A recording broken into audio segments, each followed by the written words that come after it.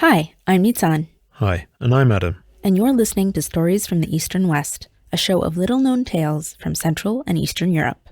For today's episode, we have a story that might sound a little like the plot of a B-movie, like an action film where Soviet spies and Chinese martial arts mix together against a post-apocalyptic background.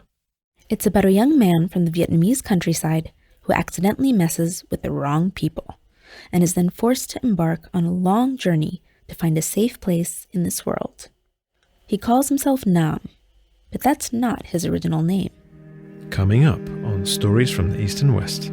Zlín, Praha, Warszawa, Madrid, London, Paris, New York, Casablanca. Where you see a kind of totality of the human presence. Absolutely, absolutely. That is exactly Tak jak my w życiu, nigdy do końca nie ma odpowiedzi i nie będzie. To jest takie... Stories from the Eastern West. Polacy nie umieli wymawiać mój imię, zamiast Hai, to wymawiali Hai. Polish people just didn't know how to pronounce my name. Instead of saying hi, they kept saying hi, which means stinking urine. That really bothered me. I to bardzo mnie przeszkadzało. I often heard Poles sing that birthday song which goes 100 lat, 100 lat, niech żyje, żyje nam. This tune is the Polish equivalent of Happy Birthday. The phrase Niech żyje nam roughly means long live the birthday person. O kim oni to śpiewają? To jest imię... And I'd wonder who they were singing about since Nam is a popular name in Vietnam. So I started to introduce myself as Nam, and I still do today. Przedstawiam do wszystkich, że jestem Nam. I do dzisiaj.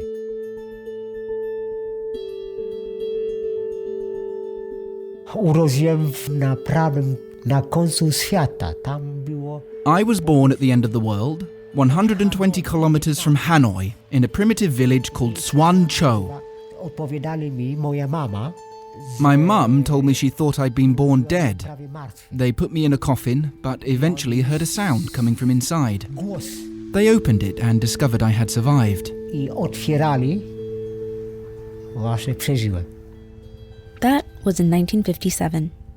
France's colonization of the region came to an end in 1954 with the First Indochina War, after which Vietnam was reinstated, but then split into two. The socialist North was backed by the USSR and China, while southern Vietnam was supported by the United States. This quickly led to the Second Indochina War, more commonly known as the Vietnam War. It lasted almost 20 years. Wojna. That's when I was born. Straight into war. The war between Americans and northern Vietnam. Całe moje dzieciństwo było pod bomby. My entire childhood took place in the middle of bombings. The shrapnel left behind after a bomb was a precious item. It symbolized a faraway, better world. Świeże po bombę. To us children, those bomb pieces were worth what diamonds and gold are worth to people today. To był skarb. Wanting to collect as much shrapnel as possible, Nam and his friends knew that anything shiny that caught the eye of the pilots above would become a target. To take advantage of this, they'd take mirrors out into the fields and turn them towards the sky before taking cover. As soon as the bombs stopped falling, Nam and his friends would run out to retrieve steaming hot pieces of exploded metal and later sell them to grown-ups. Dla nas wojna nie było co strasznego, tylko zabawa cały czas. The war wasn't a nightmare for us. It was a game. When we were at school, we loved it when the bomb siren started. There was only one bunker where both boys and girls would mix. We sat tightly next to each other. It was a very sensual experience, one that I can't forget. No i to było coś, czego nie można zapomnieć.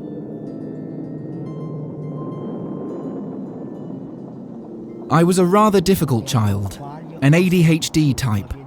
I remember when I was exactly 8.5, I cried for the first time. I didn't understand why, but my parents were sending me away. I was sent to a village close to the border. It was called Nam Nim.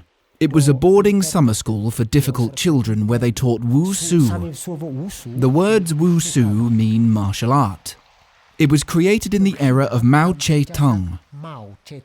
These boarding schools were supposed to prepare children so they could compete in the Olympic Games. I was a part of this program. O mój Boże, ja wyglądam dzień. Oh my God. What did we do there? Rano What was the schedule? We woke up at 5:30 and went running. While we ran, we counted. 1, 2, 3, 1, 2, 3, powtarzaj cały czas. Now I understand why. Raz, dwa, trzy, It prevented us from fainting. tak musieliśmy liczyć. I wasn't even 9 years old. I was nobody. If I didn't obey, they could have killed me. Zabiją I koniec. My life was in the coach's hands. Trenerów. We felt very vulnerable. W każdej chwili do 6:30. At 6:45, we started the stretching session. Sesja rozciągania. It was more like a torture session. Rozciąganie się. The older boys tortured the younger ones, and I was the youngest. To maltretuje młodszy. Ja byłem wtedy najmłodszy. They stretched me so bad that they broke my bones. Że oni połamali mi kości. That lasted until 7:30 or 8, and after that there was a series of exercises that I couldn't understand. Tu jestem. Czego ja robię? I kept asking myself, what is this? Why am I here? What am I doing here? What am I supposed to do with this later? Tylko myślałem o tym, żeby to kończyło. I just wanted it to end. Jak gdyby oni We weren't nas taught with words, nie but with słowami, sticks. tylko kijami. It all went far beyond our limits. It lasted an eternity to me, almost 10 years. Every year, right after the normal school year finished, I was sent there for 4 months and trained for 6 to 8 hours a day. Jest taka różnica, że Wietnam pod bomby. Czułem komfort. Back then, Vietnam was constantly being bombed, but despite that, I felt comfortable there. I lived a full life. But whenever I went to that boarding school, it felt like I was arriving in hell.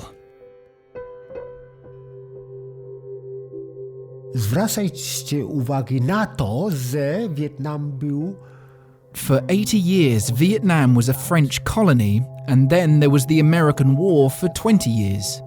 The education system just wasn't functioning very well. The Vietnamese needed engineers to rebuild their destroyed country, so students were sent to study in other socialist countries. a wojna kończyła po mojej. The war finished in 1975, but I left before that, at the end of 1974. Akurat trafiłem do Polski. I was sent to Poland because there were good departments there that taught shipbuilding. Over a dozen of us were sent abroad that year, 4 of us to Poland. Pociągiem przyjechaliśmy tutaj. Przez chyba 2 tygodnie. We came by train. We travelled for 2 weeks through China, Mongolia, Russia, the USSR, and finally Poland. Nic nie wiedziałem. I knew nothing about Poland. Dokładnie było zimno. It was winter time. I think it was November or the beginning of December. The first question that came to my mind in Europe was, where is everybody? I couldn't understand why there were hardly any people on the streets, in the fields, or anywhere. It looked deserted and sad, like after a nuclear war. Inny świat dla mnie to mało powiedziane. Saying this was a different world would be an understatement. Epoka I felt like I had arrived from the Stone Age to the post-nuclear apocalypse age. It was like I'd landed on the moon.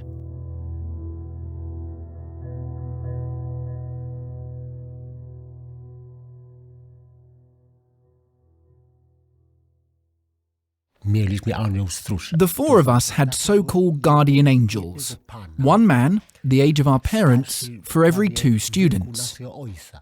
His job was to watch us, Pilnować. what we said, Co mówimy, where we went, gdzie jesteśmy and what we did. I co robimy. If we did anything wrong, we knew we'd immediately get sent back to Vietnam. Z powrotem do Wietnamu. We had to obey very strict rules. Nie mieliśmy szans, jakikolwiek kontakt. It made having relationships with other people impossible. We could only keep in touch with other Vietnamese students, but there were only a few of them. That's why we were very lonely. Pod koniec At the end of each week, they measured our hair with a ruler. It wasn't allowed to get any longer than 1.5 centimeters. We had to wear the clothes we'd brought from Vietnam. If we wore anything else, we'd immediately get into trouble. We also had to write a self-assessment diary every week. At the end of every month, it was all sent to the embassy. Jak to siedzi na pontonie nad morze, strasznie mu się chce pić. Imagine a person sitting on a boat in the middle of the sea. They're thirsty and there's plenty of water around, but they can't drink it because it's salty. That was us. Around that time, I started thinking about Wushu as being something primitive. How could I run around with spears and sticks in such a civilized country? Europe was in a whole different era. How could I be seen with spears and sabres in a country where there were cars and radios and video recorders? But at the same time, my body still needed it. I became depressed. I felt imprisoned, like a tiger in a cage. So I started my training again. I did it in hiding so that no civilized person would see some primitive man running around with a spear and a sword. After a few weeks, I felt great again. Every night, Nam would slide down the drain pipe outside the window of his dormitory. He escaped the eyes of his guardian angel and would go practice in an abandoned resort he found by the seaside. Eventually, someone discovered his hideout. On his way home one day, a group of young men surrounded him. Oh hell, I thought they want to fight me. I'll never manage. I just heard them repeat this one word.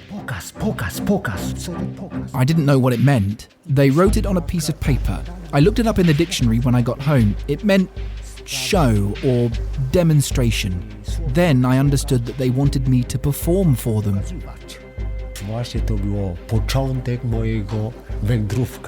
And that's where my never-ending journey started. I was getting paid for every performance. For a Vietnamese student, it was a lot of money. I was so naive. I kept a TV in my room, a video recorder, a stereophonic radio. I paid off my guardian angel so that he wouldn't report on me. But what I did was still suspicious, and I was getting myself into more and more trouble.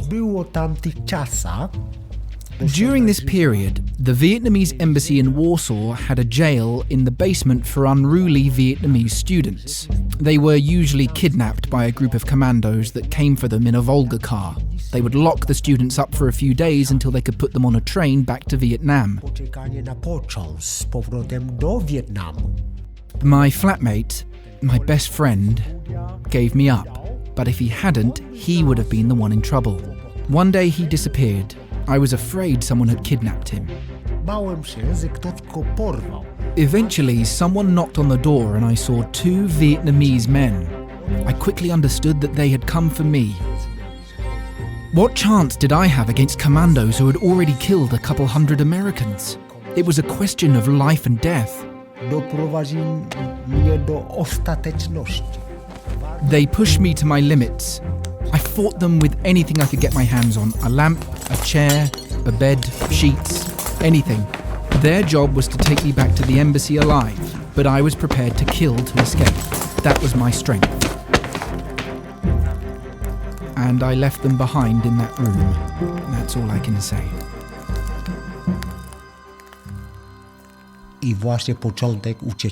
That was the beginning of my defection. I disappeared without a trace and fled to Warsaw. I always started from scratch, but in Warsaw I literally started with empty hands. I stayed with Aldona Klimczak. She was part of the Warsaw intelligentsia and they were all interested in so-called Asian wisdom. They dreamt of meeting an Asian who could teach them things. They were looking for a guru, and I was completely broke. So I established a group. I taught these intellectuals and made a living off of it. Their idea of an Asian master was a man with a long white mustache, sitting serenely in the lotus position. A wise man who knows the cosmos like his own pocket, whose every word they would treat like a prophecy. And I was just a kid, but they wanted me to be that master. During classes, instead of training wushu with me, they'd ask me philosophical questions. Sometimes I'd understand only a single word from their long questions. What was I supposed to answer? I would just say a few words that made no sense and they would treat it like the words of a guru. That's how I played the role of the great guru with his white mustache. One of my students was a young girl. Her name was Anya. She was very slim and came from a good family. I had never been with a woman. I'd never had a girlfriend. I didn't understand anything about that. But there was this big emotion between us.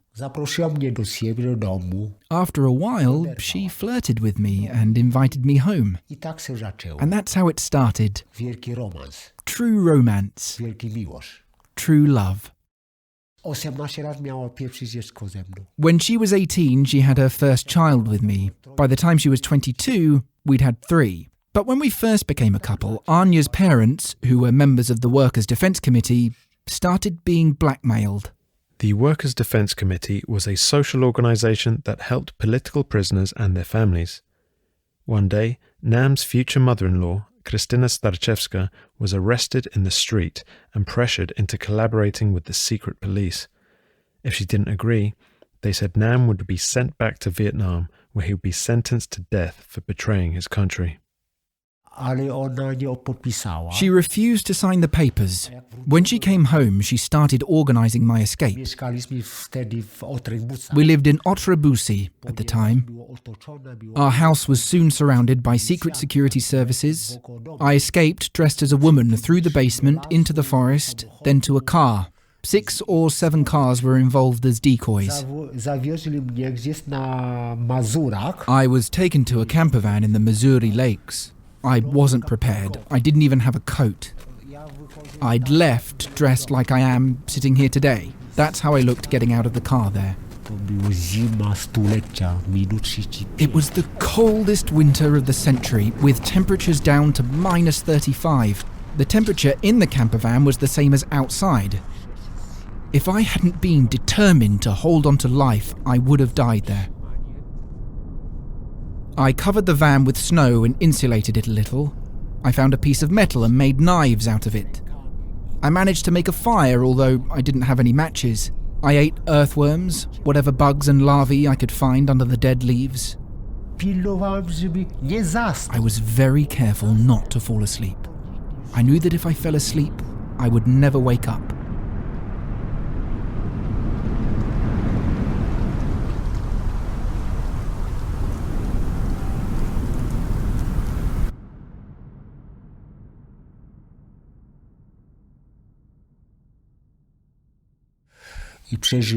I survived that winter. My friends said they came to get me 2 weeks later, but I didn't believe them. It must have been at least 3 weeks. They took me to a monastery for Camaldolese monks. The rules there were very strict. We slept on wooden boards. We wore hoods that covered our heads in a way that meant you could only see part of the floor. You weren't supposed to look up or see anyone's face. We only left our rooms to take some bread and butter from the cafeteria and go back.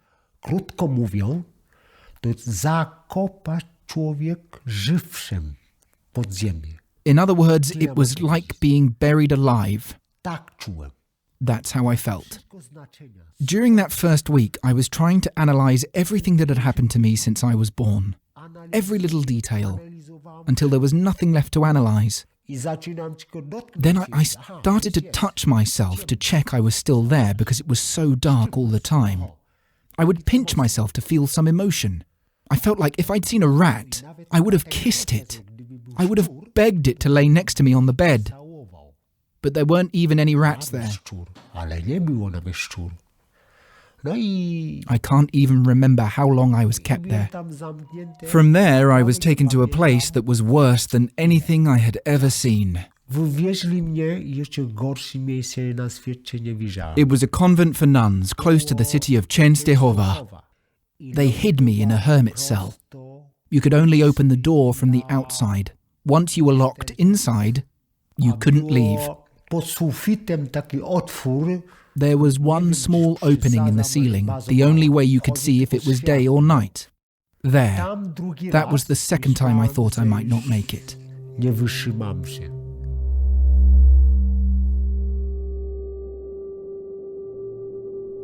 After a while, I started having hallucinations. I lost all my vital forces. I couldn't even move my hand. Food was given to me through a hole in the wall, like the hole I recently made for my cat so that he can go in and out whenever he wants. It was like prison. The lid opened, someone pushed in a bowl, and then they'd close the lid. That had happened a few times a day. I felt dead, but I guess I still must have had some hope in me. Uratowało mi, ja nazywam to dłoń. What saved me was a hand. I was longing for human touch so badly I started wishing that the hand that put food in my room would touch me. One day, when I saw her, I quickly grabbed the hand and pulled it towards me. I heard the person on the other side scream in panic. I was too exhausted to talk and didn't even know the words to say, "Calm down, I only want to be touched." I grabbed the hand firmly and put my face into it so she could touch my cheeks. She became silent on the other side. Maybe she cried. I let the hand go and she started caressing my hair and my face. I fell asleep. When I woke up, the hand was gone. After that, every day during meal times, I would approach the opening to be caressed by the hand. That hand saved my life. To mnie ratowało życie.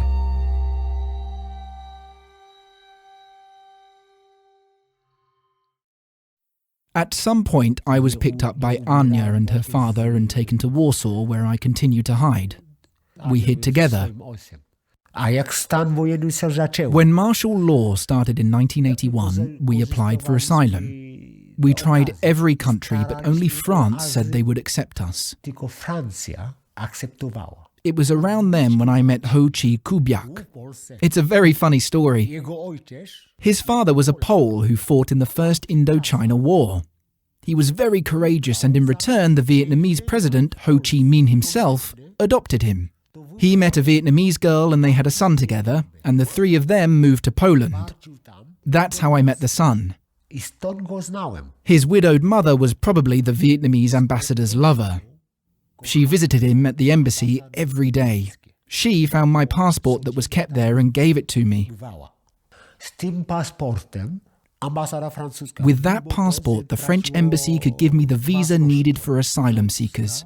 Since my wife, Anya, was the daughter of Stefan and Christina Starczewski, Workers' Defence Committee members, getting us out of the country, whatever way it was tempting for the authorities. Giving one-way tickets to the people they didn't like was a popular move among the regimes of the Eastern Bloc. They often presented captured dissidents with a choice: go to jail or leave the country and never come back. I 82 byliśmy we Francji. In 1982, we went to France. We spent the next 17 years there.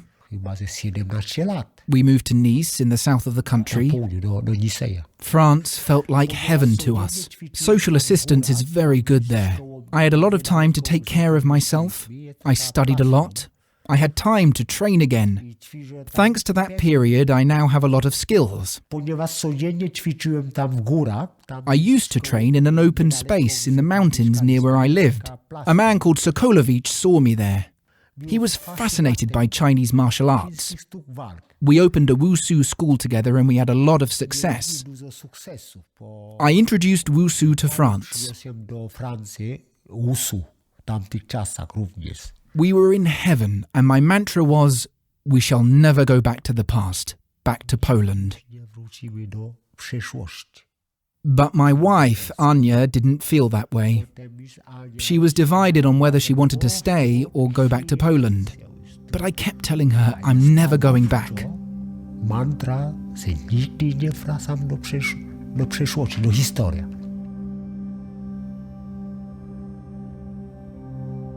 On top of that, we were having marital problems.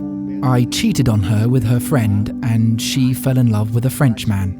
All in all, the situation was very bad between us, and she decided to return to Poland with our kids.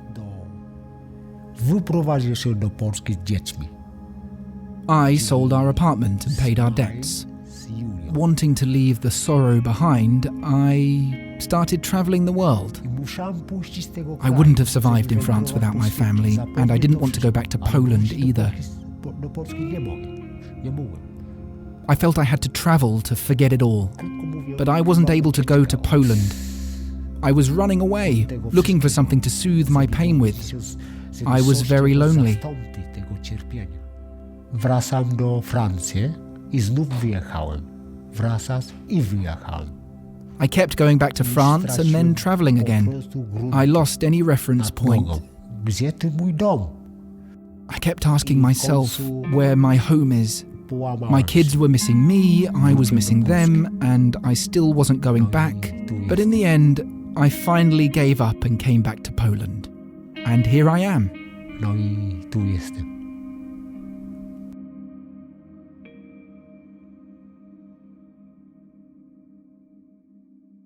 What do I do now? A co ja robię codziennie? Mainly nothing. Przede wszystkim nic nie robię. I eat breakfast, then lunch, then I go to classes in the evening. Sometimes I give private classes in the morning. Ja się bywam z nimi, tyle. But I wouldn't call it a teacher-student relationship. I simply spend time with them. I teach them what they ask me to. They pay me for that, and that's how I make a living. I don't teach, I only pass on what they would like to know. I don't play the role of the master or guru anymore. At this point, it doesn't make any difference to me if I'm in Poland or France or Vietnam. My home is where I am. It happens to be Poland right now, and I'm enjoying being here. Ale muszę powiedzieć, że tu bardzo fajnie jest. I historia tak się kończy. And this is where the story ends.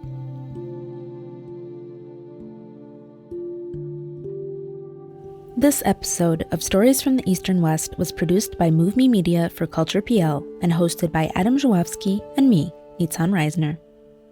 It was reported and written by Monika Proba and edited by Wojciech Oleksiak and me, Adam Żuławski. Wojciech also did all the music and sound design too. If you want to learn anything else about the story you just heard, the show notes can be found in your podcast app or on the Stories from the Eastern West website at sftew.com. Make sure to subscribe or check our feed next month. On November 1st, we'll be releasing a story about the 700 Polish children who made an unlikely journey from the depths of Siberia to the New Zealand countryside. Our producer on that story, Piotr, was born in Poland but actually raised in Auckland. To make the story, he went back to New Zealand and spoke with some of the last people to remember this incredible journey firsthand. Make sure you don't miss it.